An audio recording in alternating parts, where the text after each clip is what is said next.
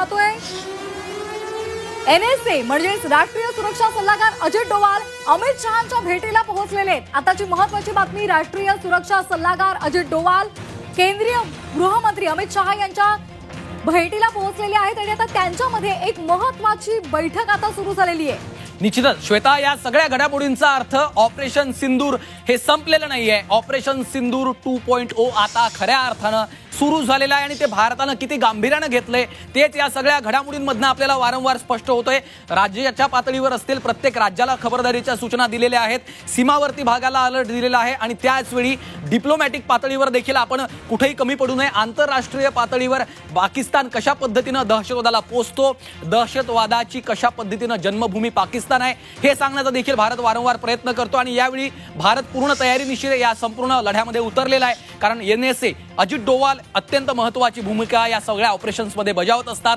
हे आपण आजवर पाहिलेलं आहे आणि तेच आता अमित शहांच्या भेटीला पोहोचले। त्यामुळे पुन्हा एकदा घडामोडी काहीतरी घडतायत, पडद्या मागे काहीतरी शिस्त आहे असं चित्र आपल्याला पाहायला मिळतंय।